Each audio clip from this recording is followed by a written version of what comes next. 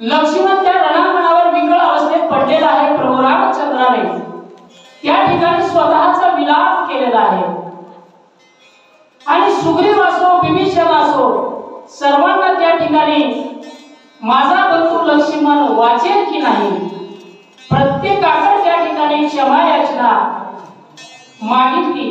यानंतर आता सुशीलाला त्या ठिकाणी सुचलेलं आहे की आपल्याकडे हे काम करणारा फक्त एकच व्यक्ती आहे आणि तो म्हणजे हनुमंतराय आहे। आणि हनुमंता तुझे आमच्यावर अनंत उपकार आहे, कारण आम्हाला राम भेटवला तर म्हणले तूच भेटवला, आम्हाला रामाची भक्ती करवली तर तुझ्यामुळेच घडली आणि सर्व काही आम्हाला या प्रभू रामचंद्राच्या सानिध्यात येण्यासाठी तुझा सर्वात मोठा वाटा आहे। सुशील त्या ठिकाणी बोलतो तुझे निवारणाचा झाले रामसेवेचे किंकरा, तुझे निभव दुष्कारा झाला समग्र कोरडा। आणि पहा म्हणले हनुमंता तुझ्यामुळे म्हणले आम्ही रामरायाचे किंकर झालो, तुझ्यामुळे आम्ही दास झालो। आणि महाराज शत्रू सारिका असता पाठीराखा इतराचा लेखा कोण करी, माणसाला देवापर्यंत जाण्यासाठी शत्रूची आवश्यकता असते। आणि सुशील महाराज त्या ठिकाणी म्हणे हनुमंता आम्हाला तुम्ही गुरुस्थानी आहात, कारण तुमच्यामुळे आम्ही रामाशी जोडल्या गेलो असा सुशील बोलू लागला। जन्म मरणाचे आवरती बुडत होतो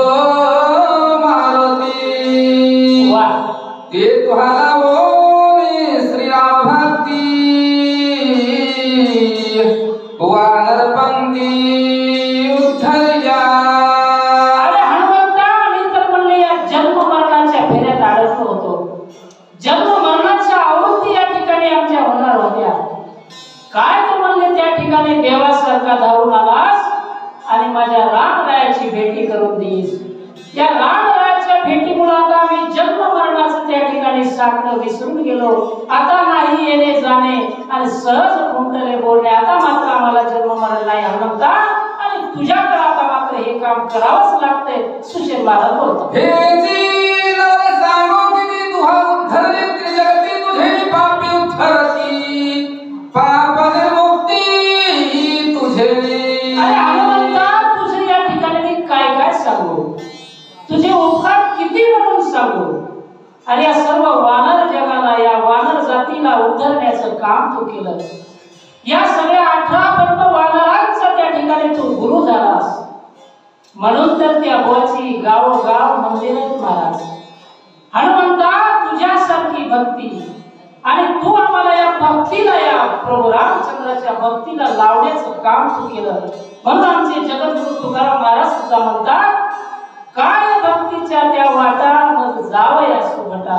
अरे भक्ती कशी करावी माझ्या हनुमंताकडून शिकावं। सुशील महाराज सांगतात हनुमंता तुझ्यामुळे आम्ही रामाचे दास झालो बोलतो वारमागी समेत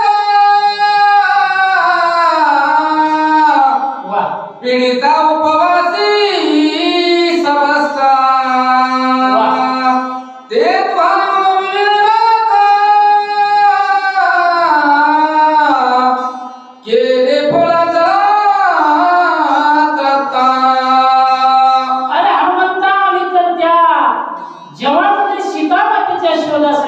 चाललो होतो दक्षिण दिशेला, जेव्हा म्हणजे त्या येमेच्या आपण बिळात गेलो, आम्ही सगळे भुकेनं ताणेनं व्याकुळ झालो होतो।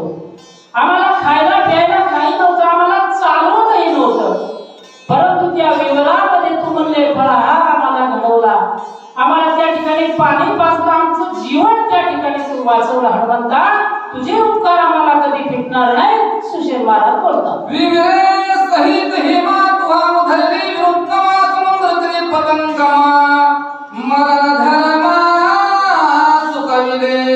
आणि महाराज म्हणजे तुम्ही काय केलं, त्या विवरामध्ये जाऊन त्या हेमेचा तर उद्धार केलाच केला, त्या विवराचाही उद्धार केला आणि या सगळ्या म्हणले या आमच्या वानर जातीला तू वाचवलं, म्हणजे आमचं मरण तू चुकवलं, कारण आम्ही त्या ठिकाणी मेलो असतो असा सुशील महाराज हनुमंतराय पांचमीन मासाचा गोळा संपाती उधरला की घेला शुद्धी लावून या त्या काळा समुद्र तळा क्रमिले काय काय सांगा म्हणले तुझे तू केलेली ख्याती कोणत्या कोणत्या शब्दात सांगा त्या विवरामधून बाहेर आल्यानंतर जो संपाती आहे म्हणजे तो गोळाच होता आणि त्या संपातीच्या ठिकाणी म्हणजे त्या ठिकाणावर संपातीच्या हातानं संपातीला समोरची दिव्य दृष्टी असल्यामुळं सीतामाता कोण्या ठिकाणी काय आहे हा सगळा म्हणजे शोध हनुमंता तू लावला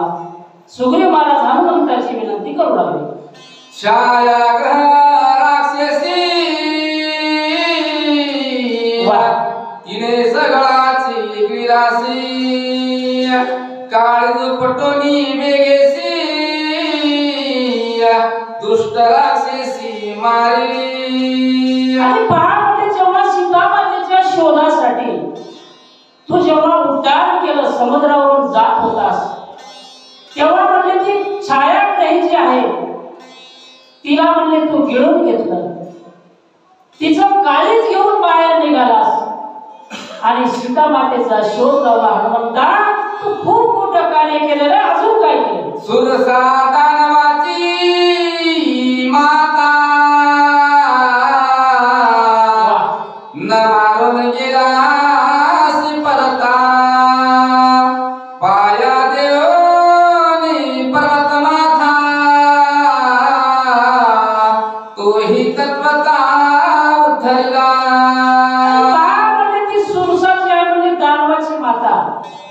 त्या ठिकाणी समुद्रावरून जात असताना एक पर्वत म्हणले मध्ये आला होता तुला त्या ठिकाणी विश्रांती घेण्यासाठी त्या पर्वताची इच्छा होती परंतु त्याचाही तू मनोरथ पूर्ण केलं त्याचाही उद्धार केला त्यालाही तुझ्या पायाचा त्या ठिकाणी स्पर्श घडविला आणि या समुद्रावरून उद्धार केला हनुमंता तुझं खूप मोठं कार्य आहे सुशेन सांगू लागले आदि दुस्तर समुद्र तीरा तुझा पराक्रमा जाओ या परतीरा केले चरित्रा देईका पहा म्हणजे तुझा या ठिकाणी चरित्र कसं आहे तर खूप मोठा आहे तू या समुद्रावरून उड्डाण मारल्यानंतर जेव्हा म्हणले पलीकडच्या काठावर गेलास पलीकडच्या काठावर लंकेमध्ये गेल्यानंतर तू काय काय त्या ठिकाणी कथा केल्या काय काय चरित्र तुझं केलं ते मी सांगतो म्हणले ऐक झाडा घेऊनी मध्यरात्री लंका शोधली मारुती वा करोनी रावण प्रसभा पारथी सीताची ती शोधली पहा म्हणजे लंकेत गेल्यानंतर तू काय केलं सर्व लंकेचा त्या ठिकाणी झाडाझडती घेतली सगळी लंका पालती घातली राजा रावण एवढा म्हणजे 14 चौकड्याचं राज्य असणारा राजा रावण त्याला सुद्धा तू सभेत गाजण्याचं काम केलं त्याला सुद्धा त्या ठिकाणी त्रास दिला काय काय लंकेमध्ये तू चरित्र केलं पुन्हा सांगतो 14 सहस्त्रवनाचे रथ हमारे कसम झाडे सोडोनी समग्र वनाचा फिरा विद्वासले आणि त्या ठिकाणी अशोक वनामध्ये म्हणले 14,000 बंदर मारले 14,000 किंकर मारले सगळ्या वनवात त्या अशोक वनाचा विध्वंस केला या ठिकाणी एक मिनिट तुमचा घेतो अशोक वनामध्ये जेव्हा माझ्या हनुमंतरायानं जो विध्वंस केलेला आहे सगळ्या फळांची झाडं उपटून टाकली होती आपल्या सर्वांना माहिती आहे तर त्या ठिकाणी एक दोन भाव निघतात आता नागबाबाच्या ओव्या तर अशा आहेत की त्यामध्ये कोणता भाव आपण सांगू शकत नाही आपण त्यांच्या ओवीतला भाव सांगण्यासारखी या ठिकाणी नाही परंतु आपल्याला आपल्या बुद्धीला जो पटला तो भाव सांगण्याचा प्रयत्न करतो जेव्हा म्हणजे त्या अशोक वनातली सर्व झाडं हनुमंताला उपटली त्यामागे हनुमंताचा असा भाव होता की उद्या काही दिवसानंतर सर्व वानर सेना लंकेमध्ये येणार आहे आणि लंकेमध्ये आल्यानंतर प्रभू रामचंद्राच्या युद्धामध्ये सहाय्य न करता जर ती वानर जर अशोक वनामध्ये आली आणि ते जर या फळामध्ये गुंतले तर मग काही खरं राहणार नाही म्हणून ती झाडं अगोदरच माझ्या हनुमंताला उपटली. हनुमंताला साधं म्हणत नाही, म्हणूनच म्हणतात बुद्धिमता वरिष्ठ. बुद्धीमध्ये सगळ्यात तेज बुद्धी जर कोणाची असेल तर हनुमंताची असेल.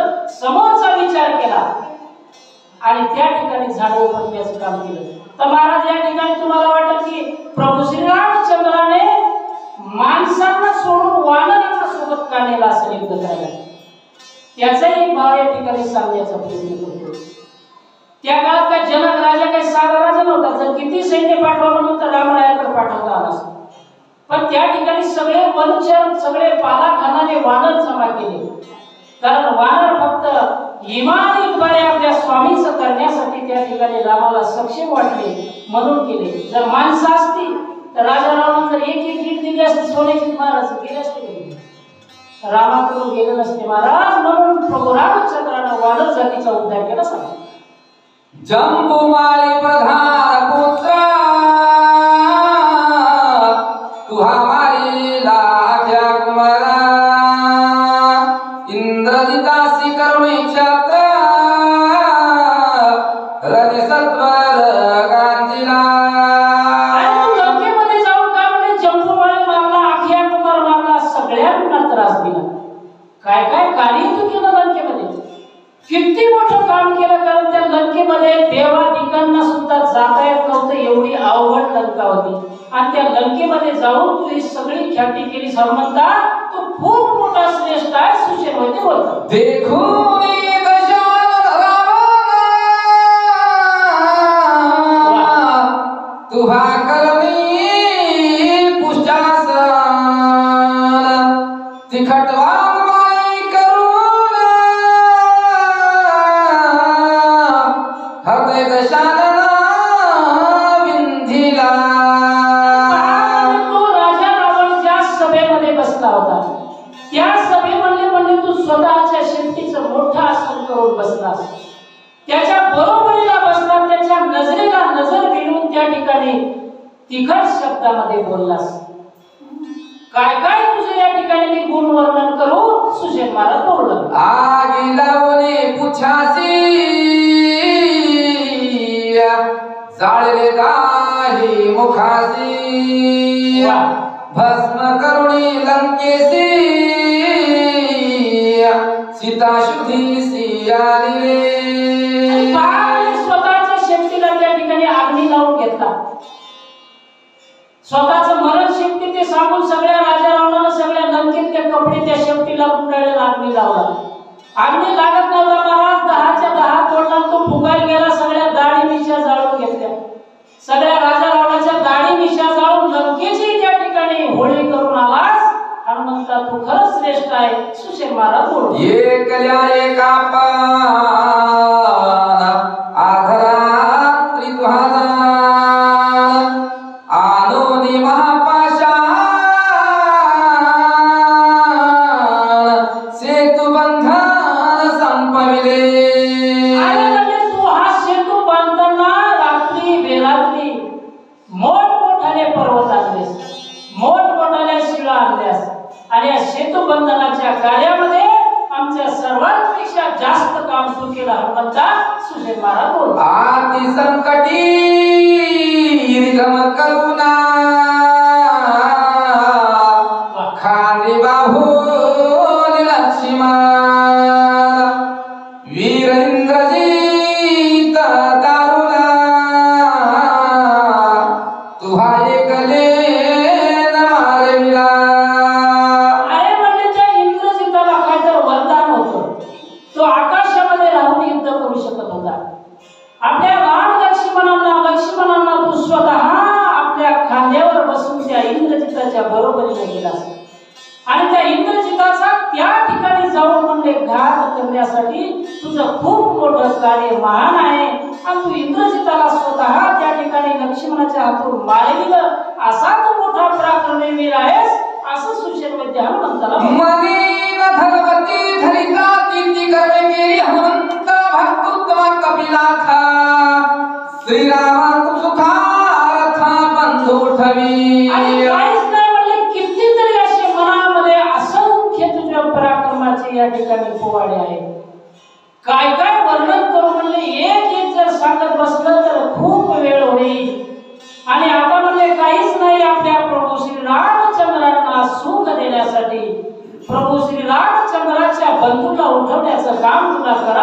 हनुमंता सुशेन महाराज बोलतात शीघ्र जाऊन आपण उद्या एक भास्मन वेगी दिव्य सिद्धी आणून बंधू लक्ष्मण वाचवी. काही नाही म्हणजे आता तुला लवकरात लवकर त्या द्रोणागिरी पर्वतावर जायचंय आणि त्या ठिकाणावर औषधी आणून आपल्या भगवंताचा बंधू जो निपचित पडलेला आहे अशा लक्ष्मण भैयाला त्या ठिकाणी उठवण्याचं काम तुला करावं लागणार आहे. सुशेन महाराज सांगू लागले पूर्वी बिरे जामवंते तुझ लागी सांगितले होते त्याची जाऊन द्रोणाद्रीते दिव्य सिद्धीत आणावे. आणि म्हणजे तुला काही नवीन गोष्ट नाही. अगोदर म्हणजे जांबुवंताला या द्रोणागिरीविषयी तुला सांगितलं होतं. तू गेला बी होता, तू औषधी आणली होती आणि त्याच द्रोणागिरीहून आता औषधी आणण्याचं काम तुझ्याकडे या ठिकाणी तुला करावं लागणार आहे. सुशेन वैद्य बोलतात त्या पर्वताच्या दक्षिण शिखरी दिव्य सिद्धी थोर थोरी ऐक त्याच्या नावांची कुसरी सविस्तरी सांग्या. त्याकडले त्या द्रोणागिरी पर्वताच्या दक्षिण शिखरावर अनंत अशा औषधी आहेत आणि त्या औषधी कोणकोणत्या आहेत, त्या औषधीचं काय काय महत्व आहे हे मी तुला सविस्तर सांगतो. ऐक म्हणजे शल्य विशल्य होती पूर्णा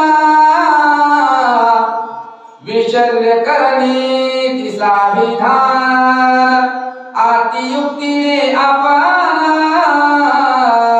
वेग शोधून आणावी. पहा, त्या ठिकाणी म्हणजे शल्य आणि विशल्य अशा दोन प्रकारच्या वनस्पती आहेत.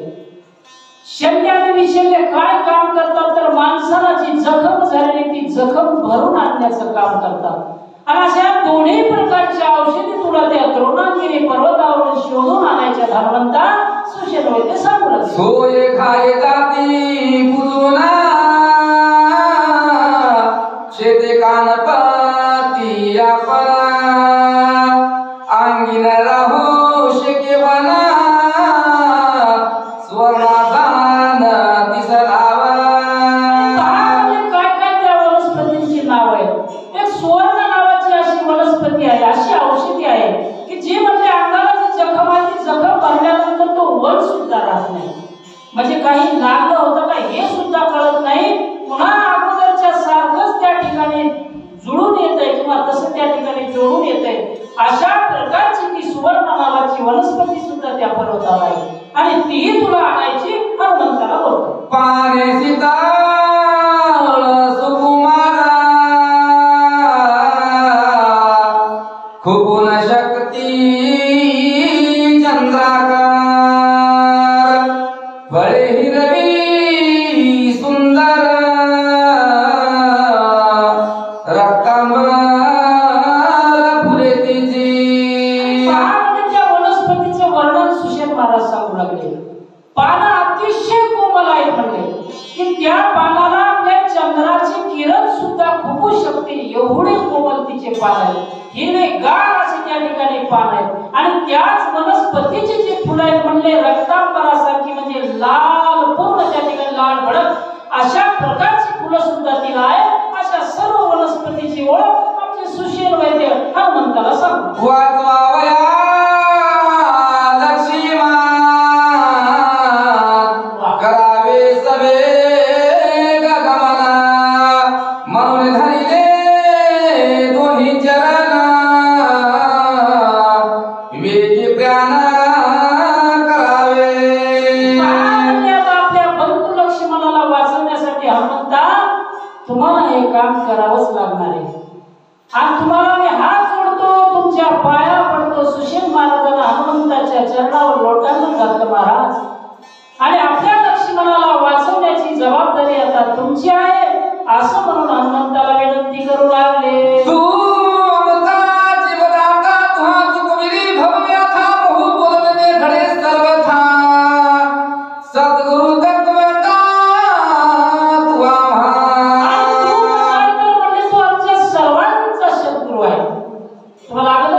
की सद्गुरू काय करत असतो तर भगवंत त्या ठिकाणी भगवंताची जेव्हा प्राप्ती करायची तेव्हा जो मार्ग दाखवत असतो त्याला सद्गुरू म्हणतात. या सगळ्या सुशील वैद्य असो सुग्रीव असो सर्वांना मार्ग दाखवण्याचं काम माझ्या हनुमंताने केलेले आहे. म्हणून तू आमचा सद्गुरू स्थानी आहेस आणि तू आता आमच्या सर्वांचे प्राण वाचवले. बऱ्याच वेळा आमच्या जन्म मरणाच्या व्यथा तू चुकवल्या. आता बंधू लक्ष्मणाची व्यथा चुकव अशी विनंती सुशील महाराज करू लागले. तुझे चुकलो भवभमा तुझे नियमा श्रीराम प्रेमा प्रिय भावयवाना आम्हा बलवंगमा उठवेगी. अरे म्हणले हनुमंता लवकरात लवकर होऊन बघा, कारण तुझ्यामुळे आम्ही या भवसागरातून तरुण आलो आणि कुठले म्हणले पाला खाणारे वानर परंतु तुझ्या सानिध्यात आल्यामुळे आम्हाला भगवंत भेटला. भगवंत असा भेटला की दररोज आमच्या सोबत भगवंत प्रभू श्री रामचंद्र आहेत. जगाचा मालक ब्रह्मांडाचा नायक आमच्या सोबत आहे. त्याची आम्ही दास झालो आणि सर्व तुझ्यामुळे झालो. म्हणून आता तूच लक्ष्मणाला उठवण्याचं काम करू शकतोस. सुग्रीव त्या ठिकाणी सुशील वैद्य बोलू लागले. जिती धरुणी रघुनंद करावे सवेगा प्याला तेरे समर्थ संपादून विजय होला येशीला. आमच्या सुशील वैद्यानं हनुमंताला सांगितलं, हनुमंता चित्ती स्मरोणी रघुनंदन, तुझ्या मनामध्ये तुझ्या चित्तामध्ये म्हणले प्रभू रामचंद्राचं नामस्मरण कर आणि या ठिकाणाहून उड्डाण घे. तुला म्हणजे कधी अपयश येणार नाही. तू विजयी होऊनच येशील. कारण भगवंताच्या नामाचा महिमाच एवढा मोठा आहे महाराज की नामामुळे या ठिकाणी मोठमोठे तरले. नुसत्या नाम घेतल्यानं म्हणजे शेवटच्या क्षणाला आमच्या आज्या वेळेला नाव आलं होतं नारायण. आपल्या मुलाचं नाव आलं होतं. त्या एकट्या नामामुळे म्हणजे त्याचा तरला तो वैकुंठाला गेला. असं या नामाची मोठी ताकद आहे. म्हणून हनुमंताचं नामस्मरण कर आणि उद्धार माझे स्वामी श्रीराम यासी माझे भक्ती सुख वानरासी ते मन सांगसी स्मराने ऐसे मानसी न धरावे. त्या ठिकाणी कोणी मोठा जो व्यक्ती असतो तो स्वतःची स्तुती करू देत नाही महाराज. हनुमंत म्हणाले माझी स्तुती करू नका सुशील महाराज. माझ्यामुळे तुम्हाला राम भेटले, माझ्यामुळे तुम्ही रामाचे किंकर झाले, माझ्यामुळे तुम्हाला जीवदान भेटलं. हे करणारा मी नाही, हा मी करून गेला म्हणजे राम आहे. म्हणून त्यांची त्या ठिकाणी स्मरण करायचं मला सांगताय असं हनुमंत बोल. प्रेमाची जाती अशी काही बोलता मागे पुढे न पाहि अशी कोणी एक स्थिती आहे. जानता होया तू एक. सुशील महाराज तुम्ही तर आमच्या सर्वात जुने माणसं आहात. तुम्ही म्हणले डॉक्टर आहात. तुम्ही सर्व जाणता महाराज.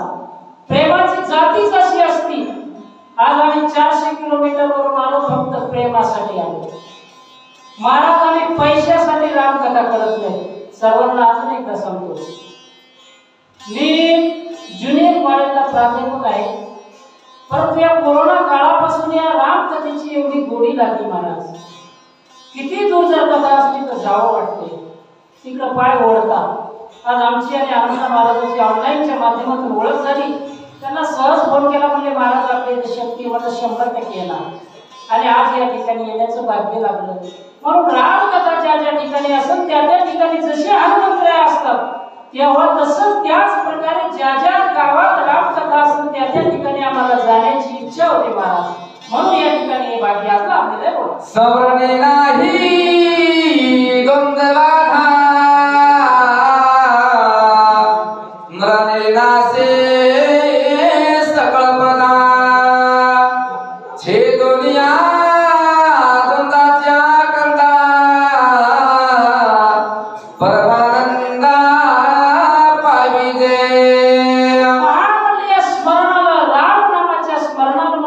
दोष व बाधा नाही. त्या ठिकाणी स्मरण केल्यानंतर यश येणंही येणं आहे. अपयश म्हणजे स्वप्नातही येणार नाही असं त्या ठिकाणी सुशेर महाराज हनुमंताला बोलत.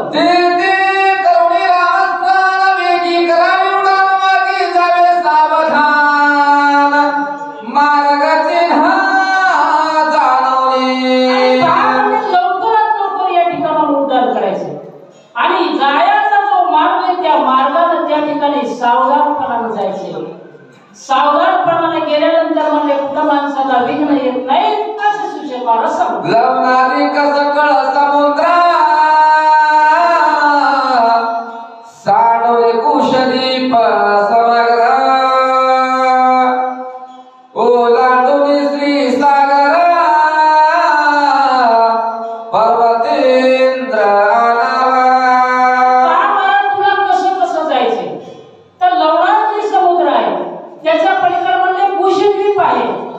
अनेक प्रकारचे समुद्र तुला उल्लंघन करून जायचे आणि त्या सर्वांच्या पलीकड म्हणले काय करतो द्रोणागिरी पर्वत आहे तो पर्वत तुला आणायचा सुशेर महाराज सांगतात. पर्वताच्या उत्तर भागी दिव्यावसे ध्याने वेगी सर्वतान लक्षिती जगी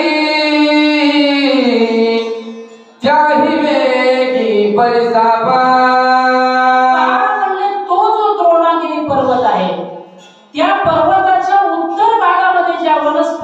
सहजासहजी कोणाला दिसत नाही. त्या गोचर होतात म्हणले मानव जवळ गेल्यानंतर. आपण कसं लाजाळूचं झाड आपण जवळ गेलो की ते पानं मिळून घेते. अशा प्रकारच्या ज्या वनस्पती ज्या चमकणाऱ्या आहेत त्या म्हणजे त्या ठिकाणी गेल्यानंतर त्या लपून बसतात आणि अशाही वनस्पती तुला काही आणायच्या सुशेर महाराज सांगतात. आम्लान पुष्पे दे दिप्यमा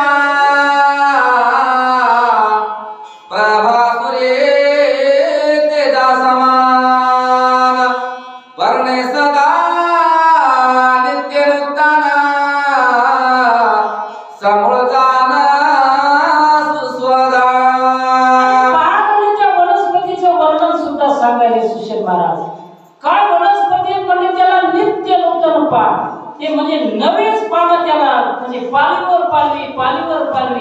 आपल्याकडे फक्त पालवी झाडांना वसंत ऋतूमध्ये येत असते परंतु त्या ठिकाणच्या वनस्पतीला असं आहे की नित्य नूतन त्या ठिकाणी पर्ण त्याला येतात. त्या पानांचा त्या फुलांचा म्हणजे अतिशय असा सुगंध त्या ठिकाणी येतो आणि त्याच वनस्पतींना असा म्हणजे उजेड आहे. उजेडही कसा आहे तर सूर्याच्या उजेड आहे लाजवेल अशा प्रकारचा उजेड त्या वनस्पतीला आहे सुशेर महाराज सांगतात. समुद्र मंथनिया भरत देवता दैत्य भांडत पर्वती सांगिले त्वरिता औषधी तेथा झालिया. त्या पर्वतावर औषधी निर्माण होण्याचं कारण काय तर म्हणजे समुद्र मंथन जेव्हा झालं एका बाजूला राक्षस झाले एका बाजूला देव झाले. देव आणि दानवांचं त्या ठिकाणी समुद्र मंथन झालं. समुद्र मंथनातून 14 रत्न त्या ठिकाणी निघाले आणि त्यातला एक रत्न म्हणजे अमृताचा कुंभ निघाला होता आणि त्यापासून त्या औषधी निर्माण झाल्या. पुन्हा काय तेथे गंधर्व राज्य करती दुर्धर तयाची स्थिती औषध्यात येते राखती अहोरात्री सावधान. त्या ठिकाणी सुशेर वैद्य सगळे द्रोणागिरी पर्वतावर ज्या ठिकाणी म्हणजे औषधी आहेत त्यांना सांभाळण्यासाठी म्हणजे 14,000 गंधर्व राखण करतात. महाराज आपण 100 रुपयाचा गुण जर दाराबाहेर सोडला तर आपण त्याच्यावर एखाद्याला सांगतो राखण ठेव बाळाला दर्शन घेऊन येतो आणि तिथं तर अनंत औषधी आहे. त्या ठिकाणी रक्षण कशावर राहणार नाही. एवढे मोठी 14,000 गंधर्व आहेत आणि ते अहोरात्र त्या औषधीचं रक्षण करतात आणि त्या ठिकाणाहून तुला औषधी आणायच्या सुशेर महाराज सांगतात. तू जाणता औषधीसी गंधर्व मिळतील उदासी चुकून या पायासी दिव्य औषधी सियालावे. तू त्या ठिकाणी गेल्यानंतर गंधर्व मात्र तुझ्या सोबत झोपतील तुझ्या सोबत युद्ध करतील परंतु तुला त्या औषधी आणाव्याच सुशेर महाराज सांगू लागले. राक्षस नष्ट मायावी कपटे छेडती महालाघवी मार्गी घालिता महागोवी ते चुकवावी अत्यंती. सुशेरवरती हनुमंताला येणाऱ्या अडथळ्याविषयी माहिती देतात की तुम्ही महाराज चालले औषधी आणायला, परंतु वाटेला काय काय होईल, कोण कोण भेटल. एखादे म्हणले मायावी राक्षस असतात, राक्षसही माणसाला विघ्न करण्यासाठी टपून असतात आणि माणूस चांगल्या कामासाठी जात असताना महाराज अशी विघ्न येतच असतात.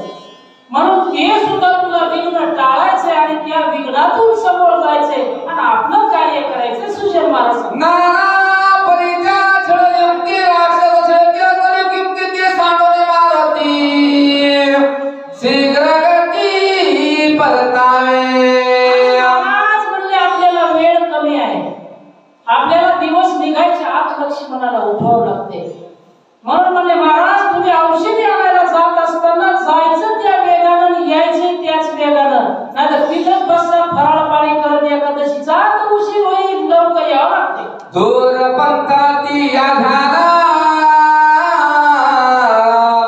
निमेषार्थेसी कर्मणा मनोवेगे तुझा गमाला आम्ही संपूर्ण जाणतो. आणि म्हणले ते जाणं काय म्हणजे जवळ नाही, लांब आहे. म्हणले ते रायगाव नांदेडच्या पुढं 10-15 किलोमीटर. आम्हाला सांगू लागले लोक वाटले खूप दूर आहे म्हणजे ते रायगाव. आणि प्रत्येक माणसाला विचारलं नांदेडच्या जवळ आल्यानंतर रायगाव म्हणजे हा नांदेडच्या बाहेर जा, त्याच्या पलीकडे एक फाटा आहे असं हनुमंताला सांगितलं. म्हणजे अतिशय दूर आहे ते, आणि एवढं दूर आहे तेवढ्या दूर तुला जायचंय आणि औषधी या ठिकाणी आहे. तथापि मार्गाच्या गणित तू जसा गेला कपिनाथा गमन कराव्यात संख्या तत्वता वधारी. आणि किती लांब आहे म्हणले, किती किलोमीटर आहे ते सुद्धा तुला सांगतो म्हणले किती लांब आहे. आणि आम्हाला माहिती आहे म्हणले तुला म्हणले मनोवेगाचा, तू मनोवेगाने त्या ठिकाणी जाऊ शकतो. म्हणूनच मनो जेव्हा मारुतुल्य वेगम, मानाच्या वेगाच्याही पेक्षा जास्त वेग माझ्या हनुमंताचा आहे. आणि त्या वेगाने तुला जायचे, त्याच वेगाने वापस यायचे. अंतर किती ते सांगतो म्हणले 3,10,10 योजने अधिक तिथी जाता द्विगुणिते पंथनिते ते क्रमावा. महाराजांची नाथ महाराजाची भाषा आहे. आज आपल्या युगातलं किलोमीटर नाही, ती योजनाची भाषा सांगितलेली आहे. एक योजन म्हणजे 4 कोसाचं असते आणि 4 कोसाला आपल्या भाषेत 12 किलोमीटर म्हणतात. बरोबर आहे, बरोबर आहे. 4 कोसचे अंतर आहे. पहिले जुन्या माणसाला माहिती, आपल्या पटकेवाले बाबांना वगैरे माहिती 4 कोस म्हणतात ते गाव, किंवा 2 कोस हे गाव, तर ते आपल्या भाषेत 7-8 किलोमीटर आहे. असं या ठिकाणी त्यांनी गणित सांगितलं. म्हणजे एवढं जायचं तेवढंच पुन्हा वापस यायचं. जब रात्र है मध्याना सूर्योदय न होता जाना औषधी घेऊन संपूर्ण शीघ्र गमन करावे. सूर्य उगवण्याच्या आत म्हणले जायचं, सूर्य उगवण्याच्या आतच ती सर्व औषधी घेऊन या ठिकाणी यायचं. सुग्रीवाला सांगतो रात्री अवघी आती कविता सूर्योदयाचे पावक औषधी यांची हाता कपिनाथा वधारी. आणि हनुमंता त्याच औषधी म्हणले त्या द्रोणागिरी पर्वतावर, त्या काय म्हणले सहजासहजी कधी मी भेटत नाही. एखाद्या माणसाला दिवसाचा म्हणलं काजवा धरून आणा, ते आग येतील हा नाही का धरून नाही आणताय ना, कारण दिसणार नाही दिवसाच्या उजेडात. अशा त्या वनस्पती अत्यंत लग्न करतात, स्वयंप्रकाशित आहेत. आणि जेव्हा म्हणजे सूर्याचे किरण पडतात तेव्हा त्या दिसत नाहीत, त्या रात्री आणाव्या लागतात. म्हणून हे काम तुला रात्री करायचं सुशेर सांगतात. उद्या येता दिवाकर मंदा तेजा समग्रा होता दिन लागता क्षण मात्र न होती गोचर सर्वार्थी।